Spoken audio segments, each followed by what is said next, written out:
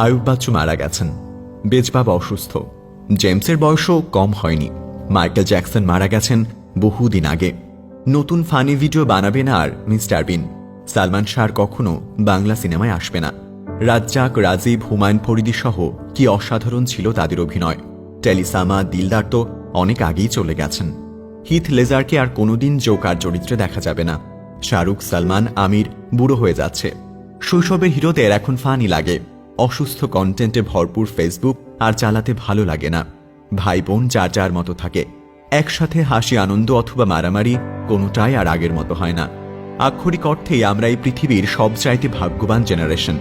90-এর মাঝামাঝি থেকে 2005-6 সাল অবধি আমরা যারা শৈশব কাটিয়েছে এই বাংলাদেশে, তারা কি পায়নি?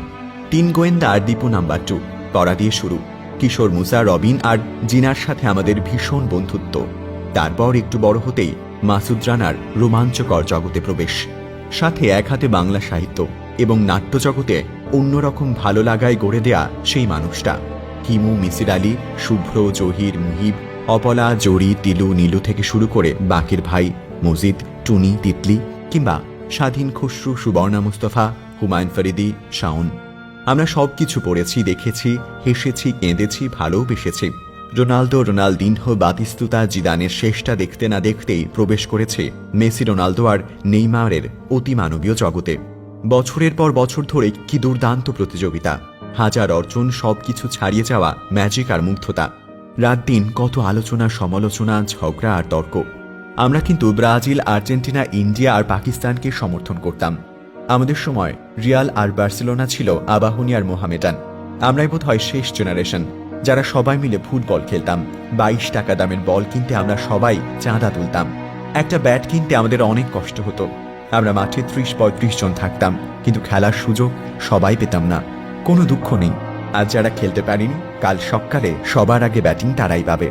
অতিমানবীয় সচিন টেন্ডুলকারের শ্রেষ্ঠ সময় দেখেছি আমরা, আবার শেষটাও দেখেছি। অস্ট্রেলিয়ার অপ্রতিরোধ্য টিমের খেলা দেখেছি। লারা, ম্যাগ্রা, মুরালিকে দেখেছি। দেখেছি চামিন্দা ভাস, সানাদ, জয়সুরিয়া, হেইটেন, গিলাসপির খেলা। আমাদের সময় কিন্তু প্রথম 37 বলে সেঞ্চুরি হয়েছিল। ওয়াসিম আকরাম, সৌরভ, দ্রাবিড়, শেনওয়ার্ন আর আসবে না। মনে আছে লাসিথ মালিঙ্গার প্রথম ম্যাচ? তারপর প্রবেশ করেছি বিরাট কোহলির পারফেকশনের জগতে। প্রবেশ করেছি সাকিব, তামিম, মাশরাফির যুগে। একটা নড়বড়ে দলকে চোখের সামনে মাথা উঁচু করে দাঁড়াতে দেখেছি। আমি নিশ্চিত করে বলতে পারি, কোনো একদিন বাংলাদেশ বিশ্বকাপ জিতে নিলেও আজকের এই জয়ের তীব্র আবেগটা আর থাকবে না। মেহরাব হোসেন, অপি, বুলবুল আর নান্নুরাই ছিল আমাদের হিরো। আমাদের সময় তো শুরুটা হয়েছে।